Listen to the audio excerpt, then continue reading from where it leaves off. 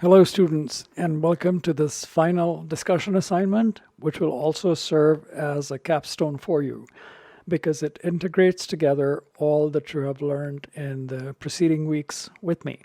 Okay, so setting goals, learning to read graphs, calculating slopes of objects, trading off two things, one against the other, creating functions and subfunctions, and using exponential functions, plus conic curves as well. So let's go through this assignment. It will hopefully this discussion or here will familiarize you with it and make it a little bit easier to do this, because really you don't have to do a whole lot of calculations in this particular assignment, but you do have to think, and that's an important part of what you have learned in this course is how to think mathematically. All right. So let's go through this. The assignment is basically the following, that you've decided to build yourself a cabin, a getaway, a home away from home, someplace you can go to just relax. Okay. You can choose the locale for that cabin, and you can choose its size and the degree to which you want it to be luxurious. All of that is under your control, more or less. Because as we go through this, you'll see that you have some decisions to make in terms of what is affordable and just what you want to do. So you'll have to make some design decisions as well as some monetary decisions. Okay, so let's start with the size of the cabin. How big you want your cabin to be is for you to decide. And so I'm talking about square footage for the cabin. Note, I haven't said whether it's one room inside or two rooms or whatever. It doesn't really matter. I was conceptualizing that as a very simple structure, but you can make it as fancy as you like, okay? But the floorage or the footage for the area is something that you're going to have to decide. How big is it going to be in terms of its width and breadth? Okay, and this will be affected, this will affect how much money you need to build it. And so once you've found that out, you may decide to change the size of the cabin. And this is how real life works. You make a lot of trade-offs in achieving your goals. Okay, it's not like a textbook problem where you're given something and you say, okay, given X, find Y. This is something here which is realistic in that you iterate around the problem. You go through it multiple times, refining your numbers, refining your guesses, rethinking what you want to do. All right. So anyway, let's get back to the assignment. You have to build a cabin of a particular size. So one of the first things that you need to do is to figure out how large. Is it going to be a 10-foot by 10-foot cabin to give you 100 square feet? Is it going to be, more on the order of 1,000 square feet, 50 feet by 20 feet, or something like that? So think about that. But there is a slight problem here. The land that you have acquired actually slopes. It slopes downwards or upwards, depending on where you're standing, I guess. But it has a 2 degrees of slope. Okay. So, this is a picture from one of my students in an earlier section of the course. And the cabin is that she built is level. I just tilted the picture to illustrate a point. Suppose the land is sloping downwards like this line here, this red line. Okay. And you certainly don't want to build a cabin that's going to be tilted like this. It'd be rather awkward. So what you want to do is to raise this side of the cabin. I call it, in this example, the front side or the downslope side. And you need to raise it to make the floor level. Level here meaning horizontal. Okay. So how much will you need to raise this floor? Okay. It's by this amount. Okay, this should be looking familiar. The right angle triangle should look very familiar. You used it in the rise over run calculations in week 3 or in calculations of the slope. Okay, so if you remember that discussion, you will recall that the rise over run is equal to the slope or the tangent of the angle. That is the acute angle of the right angle triangle is the way I would say it, but basically it's this angle, right? And the rise is this distance and the run is this distance. Now, of course, this is not the distance here on the page that you're looking at, but it's rather the real distances that you would want to measure. And in this case, what do you think will be the distance corresponding to either this line or this line? Okay, remember the cabin is going to be tilted. So let's see if I'm going to make it look like this. It's the base of this cabin is running along the triangle hypotenuse. Okay, so this part is pretty straightforward. I specified this angle here as being 2 degrees, and therefore you can calculate the tangent of that angle, and that'll be the slope. And you know that the slope is rise over run. So if you know what your run is, you'll be able to figure out the rise. The rise portion here is the perpendicular, and the run portion is going to be the base, right? Now, what number are you going to use for that run in order to figure out how much you're going to need the cabin? That's going to be the width. If I call the width of the cabin this way, that's going to be how wide your cabin is, right? And the reason you want to use that as the base is because think of it this way. Can I see if I can move this? All right. It's kind of looking like this, right? All right. So the hypotenuse, as you can see if you focus in on this area, is actually longer than the base. That's just the way it is. That's the trigonometric relationship between the components of a triangle or a right angle triangle, right? So you're not going to change the width of the base by sawing off the part of it as you bring it up. It's going to be the same length. So what you want to do is look at like this, position is like this. And so you want to calculate this distance by here, by which you raise the front end. So you will use the width of the cabin as the base. And the distance by which you need to raise the front end is going to be the perpendicular, and that's going to be the tangent of the ratio of perpendicular to base is going to be a tangent of 2 degrees. And then depending on how wide you decide to make your cabin, is it going to be 10 feet wide, 20 to 15, whatever it is, that'll let you know how much you need to raise the front end of the cabin. Okay? Okay, now let's go back to the rest of the assignment. Now, when you have something built, like a house or a cabin, there are typically 2 costs associated with it. Well, there's a single cost, but for the purpose, but the way things are built, there's what is called a construction cost and a finishing cost. The construction cost is the cost of putting up the structure, the frame of the house, its walls, its roof, getting a floor put in and so forth. And finishing cost refers to how nice you want to make it look on the inside, the kind of floor you want. Is it going to be hardwood? Is it going to be, carpeting? Is it going to be marble? Whatever it is, right?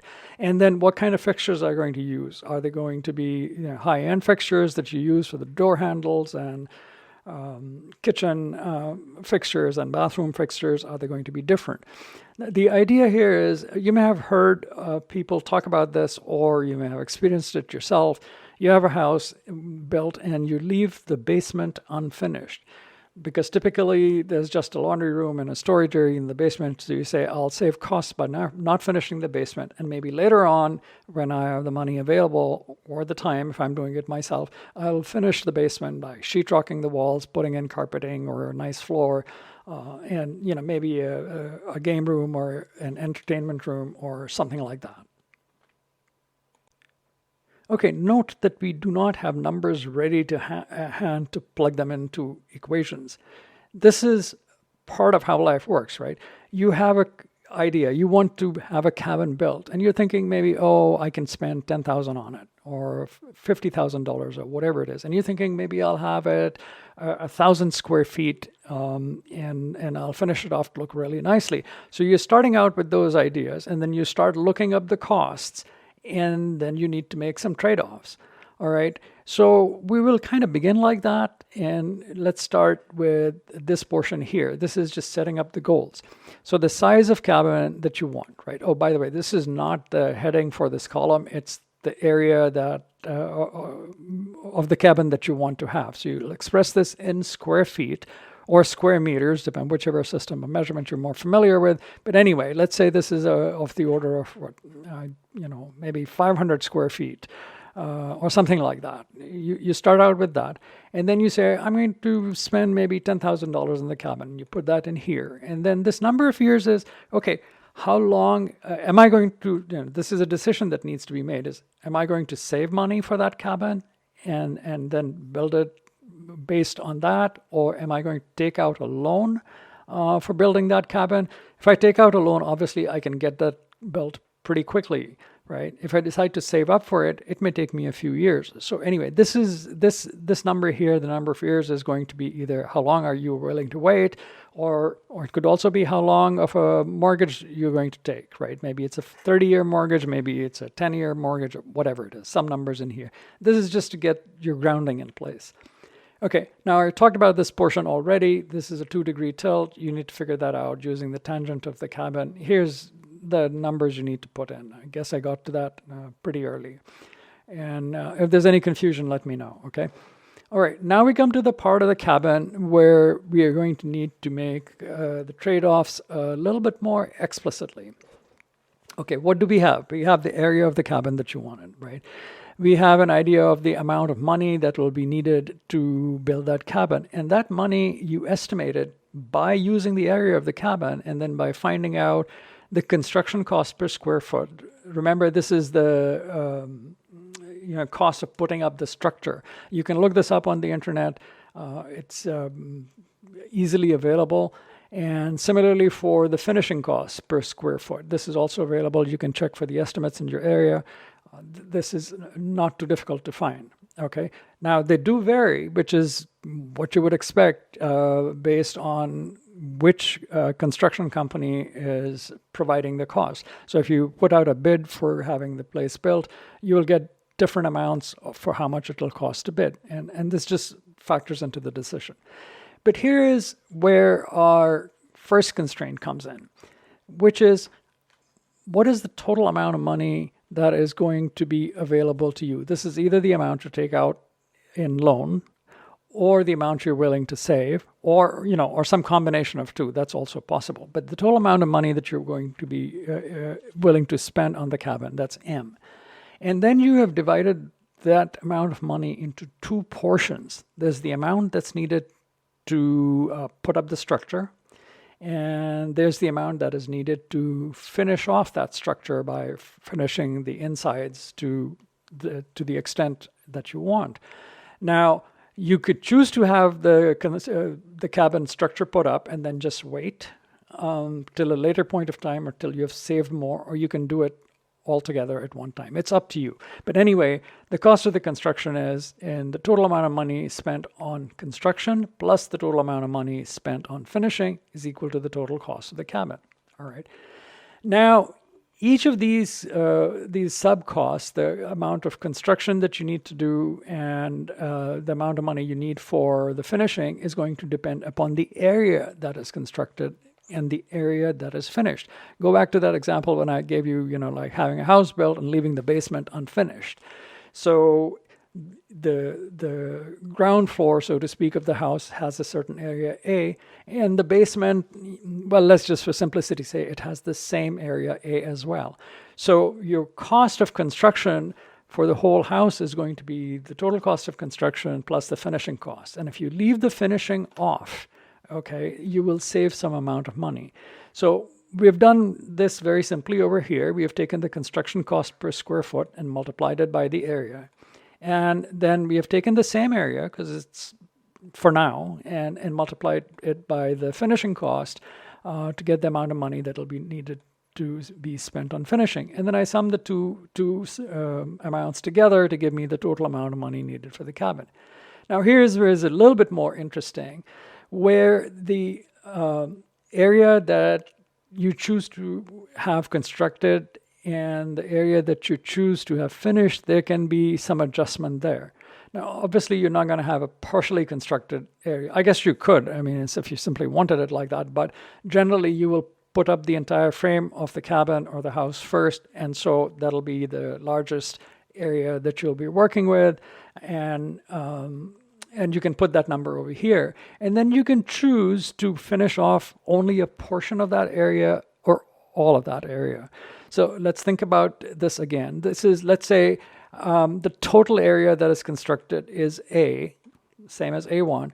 And then the area that is finished can be smaller than A, but not larger than A, right?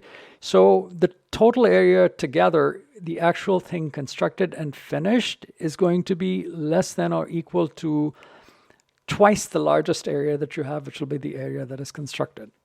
I hope that makes sense to you. Again, if there's any confusion, don't hesitate to reach out to me, okay? Make sure that you understand the reasoning over here as we go forward, okay? So now that we have our two equations, which are the constraints on our project for now. Remember, the first equation is a constraint based on the amount of money that we can have available to us. And the second constraint is well, in this case, I'm expressing it as an area, as the total amount of area that needs to be constructed or finished. Okay, so those form our two constraints. And now we're going to have to figure out how to trade those off against each other, right? So as a refresher again, A is the area of the cabin that you want to build. M is the total amount of money that you're going to spend. C is the construction cost per square foot, and F is the finishing cost per square foot. Okay. Now, you could work this out algebraically just like you did in week 4, or we can use a graphical method of making these trade-offs. So let's go over the graphical method because that's easier. You don't have to do as many calculations, and you just have to set the values of some sliders. So I've given you a graph at this location, which is on Desmos. So let's go over there.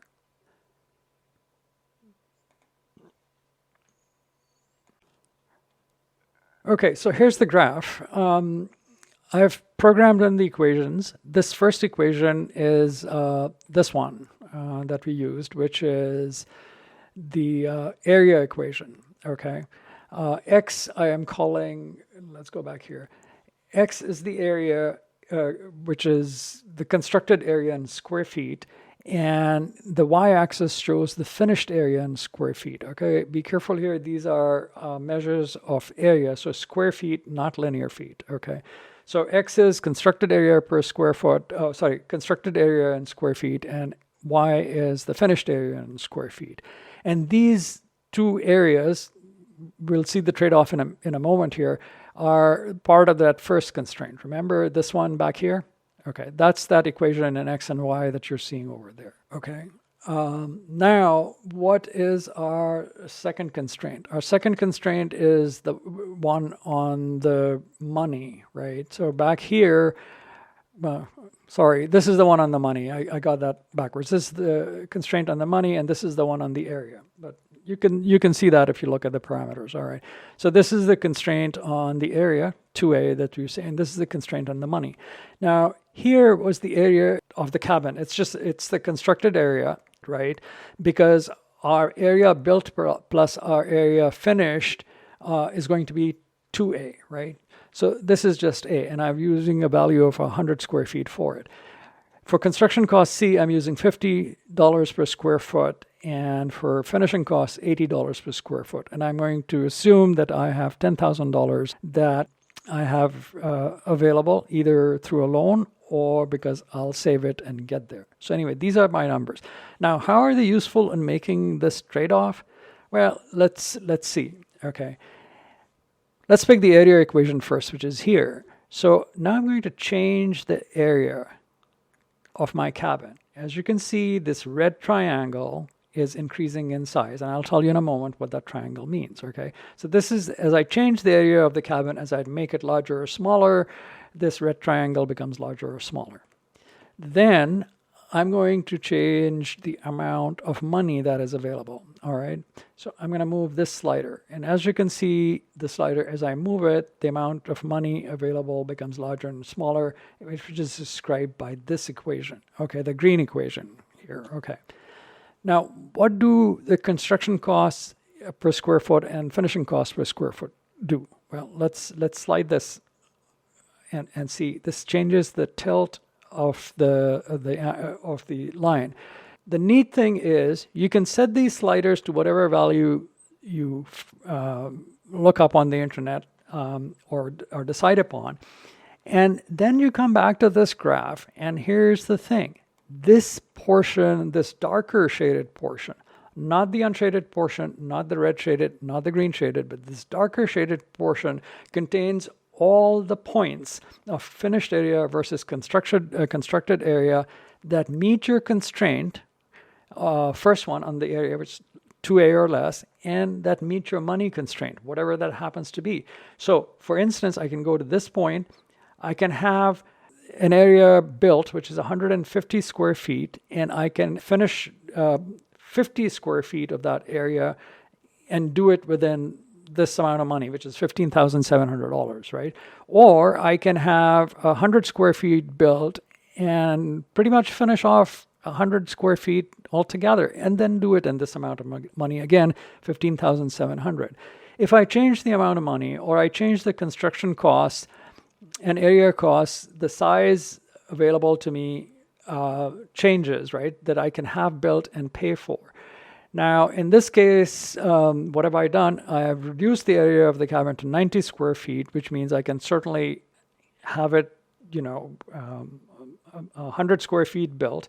Or this is the point, I mean, I can have, what is this, 160, 70, 80, 180 square feet built and leave it completely unfinished, right? With this construction cost of $49 per square foot and $15,400 available, I can have a 180 square foot structure built, but I won't have any money left to finish it, right? So I can increase this portion. Am I saying the right thing? Yeah. I've got to reduce my construction costs to bring that in. But as you play around with these equations, the key piece to remember is that this darker shaded area is the one that offers you physically viable solution, which physically viable in this case means you can actually have a structure of a certain size built and a certain portion of it finished and pay for it with the amount of money that you have taken out. All right? So play around with these equations a little bit and find out what the limit or the extent is that you can get done. Okay, so there was that portion. Now, coming back to, where were we? To finding out how to finance this thing. Well, here are 2 pages on the FINRA website, which stands for the Financial Industry Regulatory Authority. And so this is about as reliable an information as you can get. And so if you go over to that website, let's look at the loan calculator first. It's kind of easier to do. What you can do is you can put in the amount of money that you want taken out as a loan. Okay, and remember, you'll get this, if you're working on this example, you'll get this based on the size of the cabin you want and the construction costs and finishing costs that you want. So let's just put in 10,000 and there.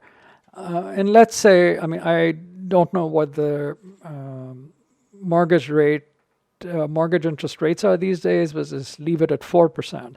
And let's say that the term of the loan is 36 months. You can make it longer. You can make it 48 if you want, or 10 years, or 30 years, or whatever you want. This is the number of months, okay? And then you just click calculate, and it tells you that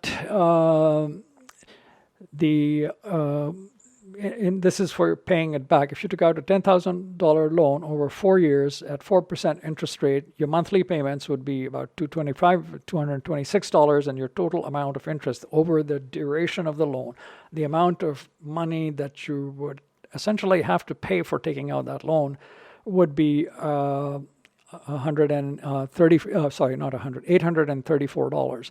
You can look at these tabs. This is the chart just of, how the amount you owe or the balance of the loan will decrease with the time. And by the time you get to 48 months, you're done with it. And this gives you some other details, how much you're paying in principal, how much you're paying in interest, and so on and so forth.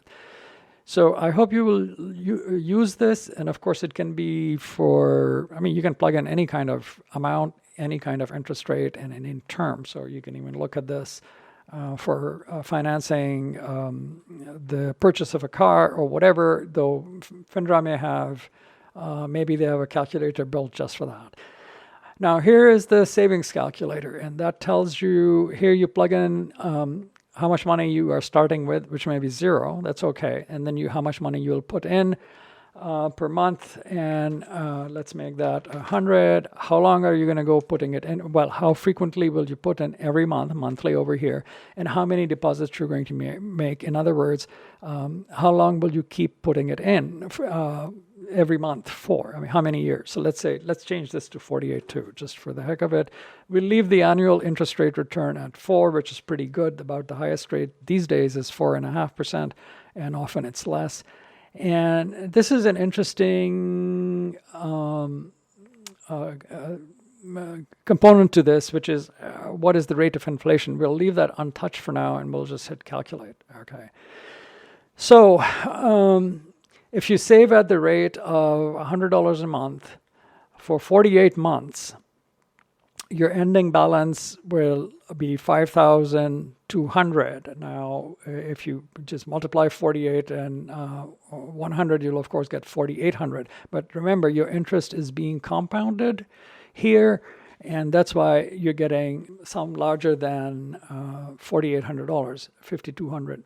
But this is where the inflation piece comes in. You don't have to use it for this. It's just something to be aware of, which is that if inflation is increasing at the rate of 3.8% per year here, that means that $1 in 4 years' time, which would be, this is 2023, so the fall of 2023, so in fall of 2027, is going to be worth less than $1 now. So $1 in 2027 at that rate of inflation is worth less than $1 in 2023, assuming constant dollar. The purchasing power of the dollar remaining constant. So if you could buy I don't know, what could you get for $1 these days? Economists likes to use what they call a Big Mac index, which is how much does a Big Mac cost? Okay. So assume that the cost of production and the profit and everything on the Big Mac remains the same. Well, if you paid $4 for a Big Mac today, you will pay $5 for it in 2027, depending on the rate of inflation, of course.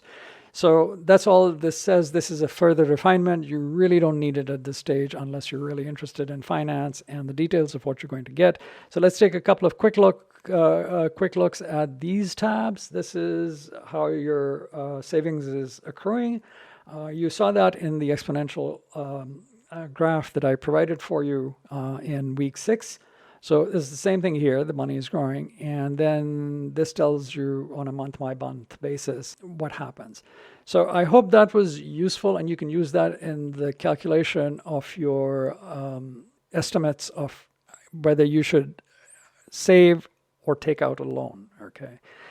And then, of course, when you're done after that, put in before and after pictures using these AI image generators that you did in week 7. The before picture is what your initial thought was, and then the after picture is what you finally ended up getting, so to speak, right? Now, it may be your initial thought is very modest and you ended up with a more luxurious apartment or cabin afterwards, or it could be the other way around, where you started out with a great deal of luxury and said, nah, that's going to cost too much, and you reduced your expectations. All right, here are some photos of what other students have done. Okay, so this is the outside of the cabin. This is the inside of the cabin. By all means, this is a pretty luxurious cabin here, right? Let's see, another one is this. This is more modest. This is the before. This is the after. It's gone up a little bit.